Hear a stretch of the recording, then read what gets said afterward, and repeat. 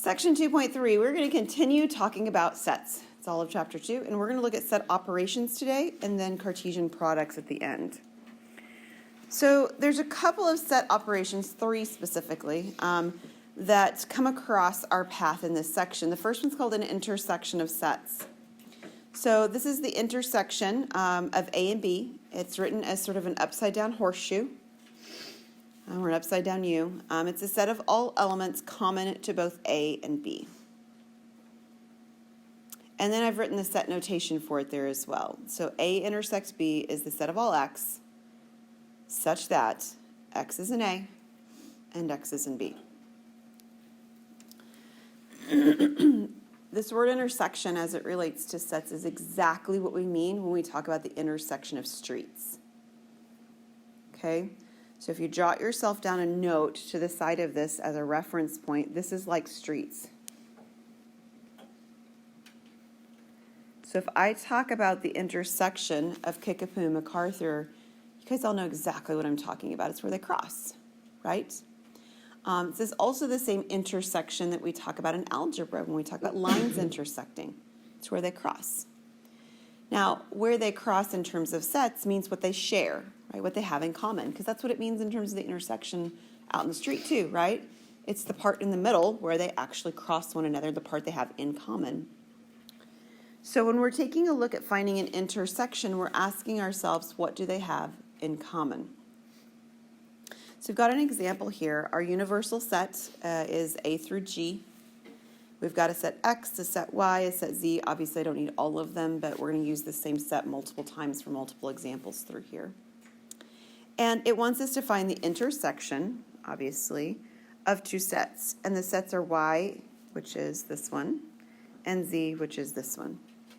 So what we want to ask ourselves is, what do they have in common? Okay, so again, the key phrase here is common. Okay, intersection is what they have in common.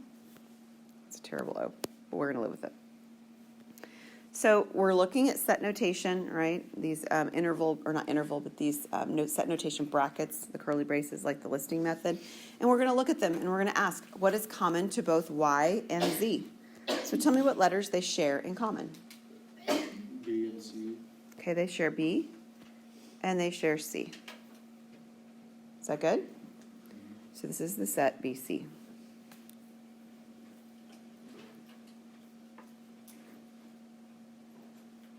Make sense? Okay, so when we think of intersections, we think of things they have in common. Intersections of streets is a really good visual for that. The next one is the union of sets. So the union of sets A and B, and it's actually written like a U, so it's easy to remember that one. A, U, as in union, B, is the set of all elements in A or B or both. And you see the notation below in set notation, A union B is the set of all X, such that X is in A or X is in B. Notice it doesn't say or both. The reason is because the word or means that still is a possibility. I just wrote it specifically in the definition as a reminder, A or B or both. So when you think of union, what you really should think about is the language from a wedding or a marriage. So when the Bible talks about and when the preacher talks about you becoming one, right, a union, what it means is that when you marry that person, you get all of their assets, right? Like their car becomes part of your stuff. If they have a house or you have a house, it becomes part of your stuff. But you get all the negatives too, right? Like all the school debt that you probably are bringing into that, right? If one of you has children, right? They become your children now. You're responsible for taking care of all of that. So the union is the idea of taking everything and it all becomes all part of us now. So unions are generally bigger than the sets that we started with, and intersections are generally smaller. And that's the way that it works in terms of creating them. So we have the same description that we had before, the same U, the same X, the same Y, the same Z. And this one wants us to find the union of Y and Z. So literally, we just list everything that's in either set. And you can actually start with one set. For example, we can start with set Y and we can list it A, B, C. I don't need to list anything twice. So over here, I've already listed the B and C, though I don't need to repeat them. And then I keep going. I've also got D, E, and F.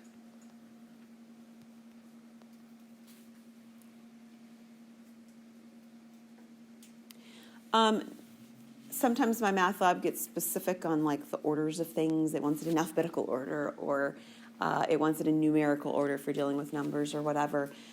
That's just a convention of the technology. That's not really anything about mathematics, okay? So you could really write this in any order and it wouldn't make any difference in terms of it being the correct set, as long as it has all those elements in it. But do pay attention if it asks you to do it in a specific order in my math lab, that you do, because it's probably set up to default that it needs it in that order to count it correct. Any questions on the idea of unions or intersections? Okay, we have one more of these set operations, and that is the difference. So the difference of sets A and B looks like subtraction, A minus B, right? That's what it really looks like, A minus B. It's the set of all elements belonging to A, but not to B. So we have A minus B is the elements X such that X is in A and X is not in B.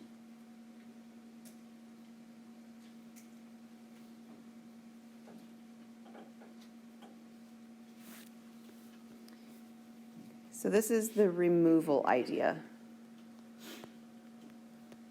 And in a very real sense, this is the idea of what happens when you talk about a prenup, if somebody were to get divorced. So in the case of a prenup, the way that they're usually written is that the items that you brought into the marriage are yours when you leave the marriage. But then anything that you acquire or create together, that's shared property. Okay? So we've got to figure out what to do with those pieces. But this is the idea of removing the pieces of one of them. So we keep everything from the first set and we remove the things that they have in common in the second set. So we remove the intersection is what we're really removing.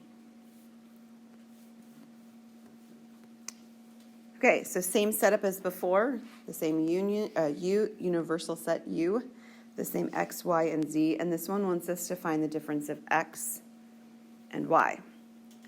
So what it wants us to do is to take a look at the items in X one by one and ask ourselves, is it in Y?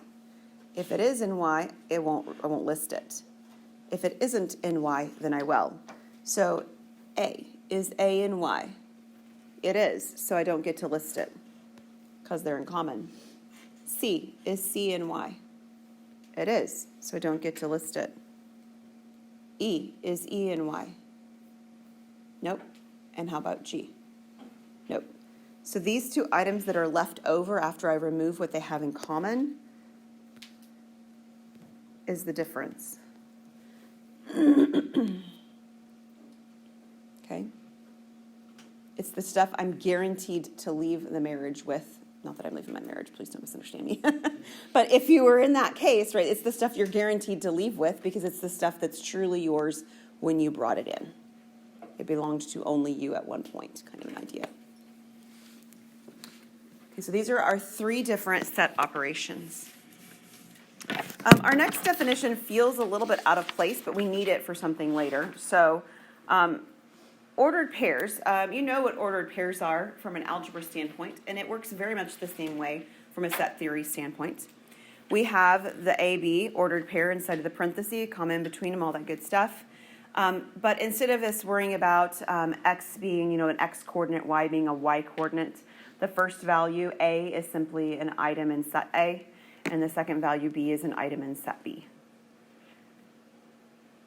And in general, AB does not equal BA. And that should be reasonably okay, because that's how it is with points too, right? The 0.21 is not the same as the 0.12.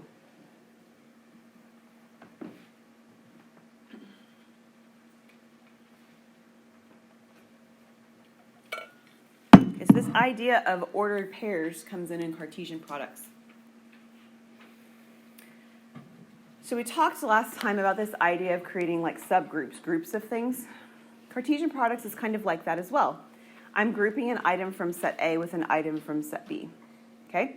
And I'm asking myself oftentimes how many ways can that be done or something like that, or making a list of all those possibilities. So the Cartesian product, A cross B, and you'll hear me say cross, I'm not going to say multiply because it's not multiplication. A cross B is the set of ordered pairs, AB, where A is an A and B is an B.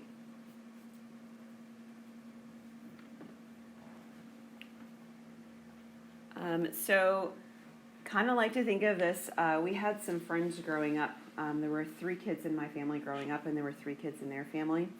And we would often do like these child swap sleepover kind of things, you know, like where one kid went over there and the other kid came over here. So our parents used to still have the 3 kids or something like that, right? But it wasn't always the same kids, because just because your age matches with someone doesn't necessarily mean that's the kid in the family you like the best, right? It doesn't always work that way. And so this is that idea, right? You're grouping things together in these sort of groups of 2, and you're writing down or figuring out how many groups of 2 there are. It's just that they're written in ordered pair notation this time specifically. So when we're taking a look at the same U, X, and Y, and Z that we've had in the last 2 examples, and we're finding the Cartesian product, right, this cross thing, we're going to create a list of things, but this time our list is going to look really big because it's going to be a list of ordered pairs. So it's going to be a list of everything in X paired up with everything in Y. For example, one pairing is that I pair the A from X with the A from Y. Okay, there's an A in both sets, I just pair them up. And what I'm going to do, just to make sure I capture all of them, is I'm going to take them one at a time from X and pair them up with Y, all of them. So I can pair A up with A, I can pair A up with B from set Y, and I can pair up A with C from set Y. And that is all of the ways, there's 3 of them, that A can pair up with some element in group Y. So I'm done with A, and then I move on to C, because C is the next letter in X. So I could also pair C up with A, or C up with B, or C up with C. And then I'm done with C, because I've paired C up with every element in set B. Jordan. So on it's AC and then you have CA, so order does matter? It does, Okay. yes. In general, that's what I would set up here. In general, they are not equal. The only time they are is if the 2 items are the same item, right? AA is equal to AA. But if the 2 items are different, A and B, then they're not the same if you write them in AB notation or BA notation. Okay, so we've taken care of C. Our next element in set A is the X. I didn't say X, E is what I'm going to say. Set X is E. So we're going to pair that E up with the ABC. So now I have EA, EB, and EC. And I'm done with set E. And then my last one is G, and I'm going to take G and I'm going to pair it up. So we have GA, GB, and GC. And that's all the pairings that we can do with items from set X with items from set Y. Notice, how many pairs do I have? 12. How many items were in set X? 4. And in set Y? So how do you think we're getting 12 from 4 and 3? It's multiplication, right? That should tell you how many you have when you're done. So that doesn't tell you what they are, but it does give you a check step to make sure you've got the right number of them. Okay? So I have 12 items, and I should have 12 items because there's 4 here and there's 3 here. And that's actually what this next one says. It's the cardinal number of a Cartesian product. If n of A is A, it just means the number of items, right? That was 4 in our last one. And if n of B is B, that was 3 in our last one. Then the number of items in our Cartesian product is the multiplication of the number of items in A times the number of items in B, or A times B. I realize we're letting letters represent lots of things here. In the last problem, right, the problem we actually did, they represented elements, and here they're representing numbers of things. Okay, so if it bothers you to do that, just make up a number and go with it. Instead of saying A and B here, that should say lowercase b anyway, I apologize. Say 4 and 3, like our last problem. So this one ends up being 4 times 3. Okay, give yourself an example there. So we're using that same problem on the bottom of this slide. It's exactly the same question we had before, but it has that n notation in front of it that just says find the number of them. Well, what this is actually saying is I would take the number of items in X times the number of items in Y. Well, the number of items in X we just said was 4, and the number of items in Y was 3. So this is 12. So you need to pay very specific attention to what you're asked for, because the question here looks similar to this question, right? The difference is that in notation right here. This is asking you for the number of things, not for all the things. Just how many of them are there. Right? This would be like somebody asking you how many people are in your family, and somebody says, oh, well, there's mom, there's dad, there's this person, this person. Like, I just want to know how many. I don't need you to list them all. I just need to know how many. So make sure you're answering the question that's actually being asked. This question asks how many.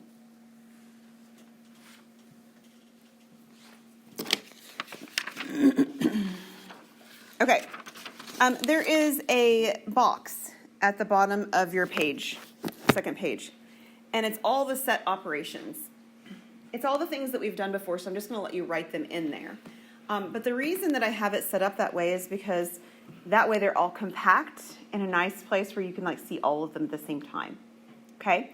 So it's not any new information, it's just boxed in all together. So we have complement, that's from the last section. Right, so the complement of A is all the things in the universal set that are not in A. And I drew the picture where it's shaded around the outside. We're about to do some pictures with some Venn diagrams of the other ones. Intersection, so the intersection, that's the one we did this time. Says it's the things they have in common. It's that word and. It's in A and it's in B. The union is the word or. It's in A or it's in B. The difference looks a little bit like the complement notation, right? The complement notation says it's in U, but it's not in A. And then the difference notation says it's in A, but it's not in B. And then that last one is that Cartesian product that we just looked at, which is a collection of ordered pairs. I'm going to let you fill it in, and then I'm going to draw you some pictures.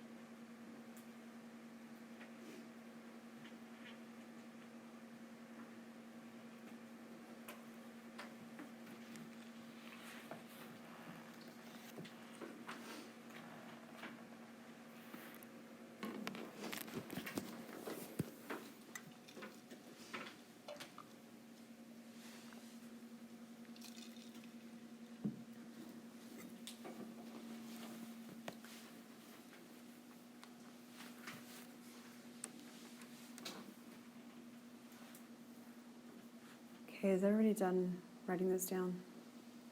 Okay, I'm going to flip back to the original screens where we talked about these so that you can see the Venn diagram pictures for those, because that's what we're doing next. So we'll start with our intersection. You can draw them wherever it makes sense on your papers. So this is just a general, I have space on the bottom of my screens, a general picture of intersection of sets. Okay, it's not specific to the examples that are being done. It's just a general picture. So when you have two sets, what you're going to do is you're going to draw circles inside of the rectangle. And when you draw them, you're going to draw the circles overlapping. Okay? So we're going to draw one circle here and one circle here. Let me shift it just a little bit. The circles are going to represent two different sets. And because my definitions are all using the sets A and B here, I'm going to use A and B. So whatever your sets are, these are them. So this is A, this is B, and the universal is the rectangle, which we talked about that last time. Yes, sir. We're going to do some examples of those, but you need a little bit more before we can start those examples. Yeah. So we're going to get to the back page. We just haven't gotten there yet. Nope, not on the back page yet. So intersection means the part where they overlap. So in this picture, what is that part? It's the center, right? So it's this sort of football shape going on here in the middle. Maybe it's a lemon. I've colored it in yellow. That's the intersection. Okay, what's they have in common? So we're going to take this same picture, except for the shading, which I'll take off in just a second. And we're going to look at what it looks like to call it the union now.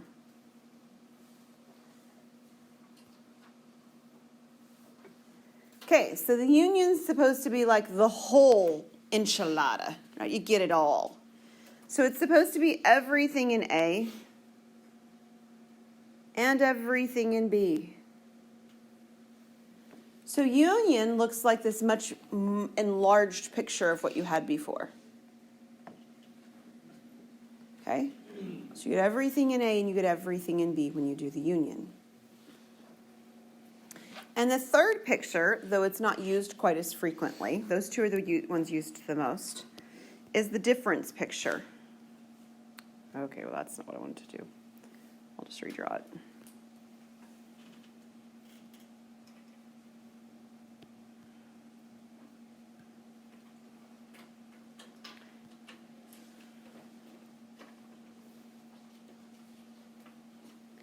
Okay, back to where we began. This is A, this is B, and then this one is the universal set. And it's being described up here as A remove B. So if I take A, it would be all of this. But to remove B, it means to remove the part of the overlap, this piece right here. So when I'm looking at the difference, I'm looking at this sort of half moon shape over here going on. Right, your waning or your waxing moon over here. So you have this piece shaded in where you don't shade anything in B. That's what the difference looks like. So I'm going to show you a method for finding intersections and unions that always works. There are other methods, and you can certainly use them because you're just going to be shading things in on the diagram. I'm not going to know how you did it inside of my math lab. But this is a pretty organized, structured way, and it always works, so I think that's a good thing. So we're going to take a look at 3 examples. And these 3 examples ask us to find unions and intersections of different sets. So now we are on the back page, Ashton. So we're going to draw a rectangle, and we're going to draw those 2 overlapping circles inside. Okay? We're going to call one of them A, one of them B, and one of them the universal set. Now, the description that it asks me to find here is a complement union B, right? So one option is that you can simply sort of reason through, well, where's the complement in this picture, and where does that have, like all the things in common and all the things not in common with set B, and you can do that. I think that's a very difficult way to do that once you get to bigger diagrams. We're going to get to bigger diagrams very quickly. Right here, we have 3 sets now, and there's going to be 3 overlapping circles. It's much more difficult when there's 3 overlapping circles to reason your way through it. So instead, what I want to show you is a more detailed way to do it, where you're going to be able to make those decisions without having to do the reasoning in the same way, sort of abstract reasoning. There are actually 4 different regions on this graph. There's this region that's in the outside of A. There's this region that's in the overlap of A and B. There's the region that's in the outside of B, and then there's the outside space of the rectangles. Everybody see 4 regions. We're just going to label them 1 through 4. You can label them A through D if you want. It doesn't matter, but I tend to use numbers when I do these. So we're going to do 1, 2, 3, and 4. Those are my regions. Okay, everybody good so far? You've just labeled locations. That's all you've done. Okay? And it's asking us to compare A complement and B. Okay? So we're going to list them, A complement. So A complement means things that are not in A. So we've got 4 numbers here. Which of those 4 numbers are not in A? 3 and 4. It's really important that everybody's good with that. Does everybody see the 3 and the 4 over here, and they're not in circle A? Great. The next thing says circle B. So what numbers are in circle B? 2 and 3, or you can write 3 and 2. Sure. Those are the numbers that are in B. Okay, everybody good so far? It is asking us to give the union of these 2. So what does union mean? Everything. Union means you get it all, right? It's that marriage idea. You get it all. So you look at these numbers and you say, okie dokie, I'm asked for the union. So I need to do A complement union B, which means I need to list them all.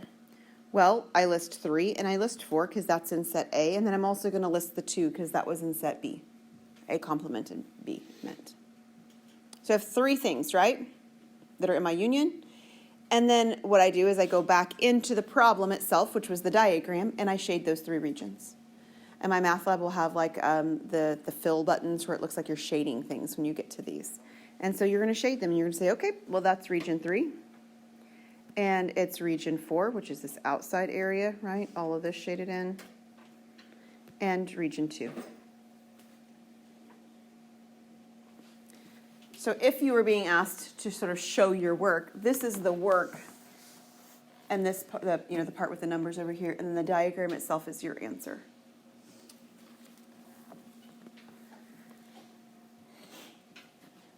If you don't want to do it that way, you want to try and reason through it, more power to you. On these 2 problems with 2 sets, it's not terribly difficult, but with 3 sets, it becomes a lot more challenging. So, shall we take a look at one with 3 sets? Okay. There are 3 sets, so we need 3 overlapping circles. So you're going to draw your rectangle, and you need the circles to have overlapping 3. So it starts to look a little bit like, the Olympic rings, something like that. We have set A, we have set B, we have set C, and then we have the universal set on the outside. There's lots of reasons why, but it all stems from the fact that there are 3 sets here that make this more challenging. In particular, what you notice is there's no longer just 4 regions. How many regions are there? There are 8. Yeah. So instead of just listing the numbers 1 through 4 like I did over here, I need to list the numbers 1 through 8 in order to do the same thing. So when I list my numbers, I always start with the top left and I just move my way across, kind of like we read. So I start with a 1 here, a 2 here, and a 3 here. And I go through the middle and I do 4, 5, 6. At the bottom I have my 7, and on the outside I have my 8. There's nothing special about that arrangement. So you can choose an arrangement. You don't even have to use numbers. Like I said before, you can use letters if you wish. Okay? Everybody good? Okay, now, this description, back up here, asked us to find an intersection and a union. There's 2 different things it's asking me to do. And just like with algebra, we're going to start inside the parentheses. Okay? Inside and work our way out. So the inside of this parentheses says A and B are the sets I'm going to consider. Now, again, this particular A intersect B, you probably can look at this picture and just say, oh, well, what is in A intersect B? It's 2, 5, and be done. That's fine. I'm going to be a little bit more detailed because not all of them are quite that direct. So the general process, if it's not that direct and you don't just see it automatically as what is the intersection, is that you list all the numbers that are in A. So what are all the numbers that are in A? I'll start. 1. What else is in circle A? 2, 4, and 5. We do the same thing for circle B. What are all the numbers that are in circle B? 2, 3, 5, and 6. And because we're looking at the intersection, right, it says A intersect B. Intersect means what they have in common. So we look back up here we find they have 2 in common. And they also have 5 in common. We probably already knew it was 2 and 5 because this one wasn't a very challenging one to start with, but they don't all start this way. Okay? So either way, at this point we now have 2 and 5 as the intersections. Now I need to take that group of 2 and 5, which is all of this, and I need to combine it with the set C. So what's in set C? And we list them all out. What are the elements or the numbers and the regions for set C?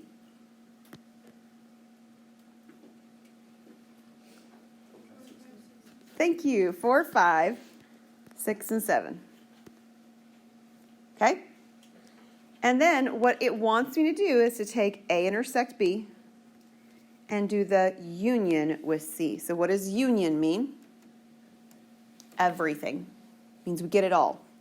So I usually list things in number order just because I'm like that, but you don't have to. So we're going to list them all out. I've got 2. I have 4. They overlap with 5, but I only write it once. So there's a 5. And then I have 6 and 7. And then I go back to my picture, and those are the regions that I shade in. So I'll go back to 2 and 4 and 5 and 6 and 7.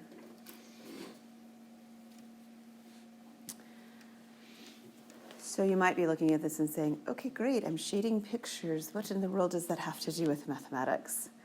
Well, there's an application we're going to look at in section 2.4, and you'll see what it has to do with mathematics. Right now, we're just looking at sort of the logic behind these diagrams. That's what we're looking at, okay? I have one more example, and we'll be done for today. This is an example of one that's harder.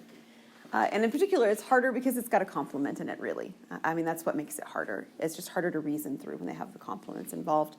The picture starts out the same way, right? So I have the rectangle with the 3 overlapping circles. So you can always start your picture out with that. And you might also be assured to know you're only going to do 3. You're not going to have like 4 overlapping or anything like that. So we've got our A, our B, our C, and we have our universal set U. And then we're going to put all the numbers in just like last time. So I have 1, 2, 3, 4, 5, 6, 7, and 8. Okay, set up the same every time. If you have 2 items, you've got 4 regions. If you have 2 sets, you have 4 regions. If you have 3 sets, you have 8. Okay, cool. So we're going to work again inside of parentheses out. This compares set A with set B complement. Okay? That's harder to do than A and B. So what numbers are in set A? 1, 2, 4, and 5. So everybody good with that? Okay. So again, B complement means the numbers that are not in B. So every number that is not in B. Not just some of them, all of them. So what are the numbers that are not in set B? 1, 4, 7, and 8. And sometimes people forget 8. 8 needs to be included as well. So yeah, good job. All right, and then this says, what am I going to do? How am I going to combine A and B complement? What's the symbol it tells me? Is it? Union is a U. The upside down one is an intersection, right? This one's intersection. So what is intersection asking me for? What's in common, right? So what numbers on these lists are in common? 1 and 4. Good. So I have 1 and 4. Okay, are we good? Okay, that's everything inside the parentheses. So now we're going to move to the outside of the parentheses. On the outside of the parentheses, I have set C. So I'm going to list them then, right? What numbers are in set C?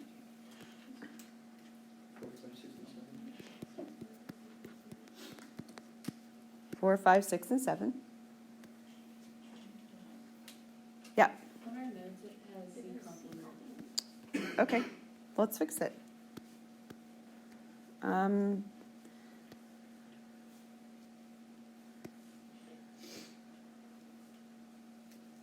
Thank you.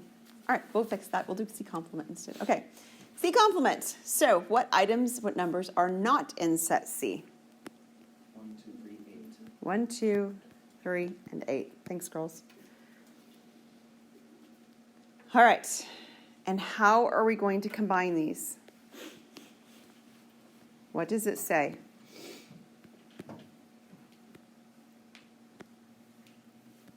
What symbol is here? It's an intersection symbol, right? An intersection means what they have in common, not what they have all together. Those are my two options, right? It's either all together, that's union, or in common. This is in common. So looking at these lists, what do the lists have in common? 1. Just one. Okay, so on the last one, I had a bunch of things I ended up shading, right? On this one, the intersection, the value at the very end is just one number, which means back in my region, the only thing I will shade, or back in my diagram, the only thing I'll shade in is that 1.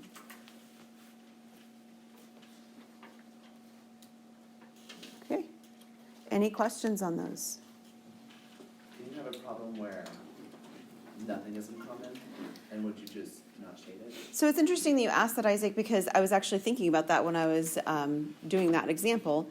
And I think the answer is yes, but it would be very unique, and I don't know that I've seen one come up. Because it's almost like you'd have to do the intersection of, B and B complement. That's what it would sort of have to boil down to. And that's not the kinds of things we compare. We don't compare sets to themselves and their own complements. We're comparing sets to one another. So I don't think you'll see that come up. Yeah. All right, we will stop there for today.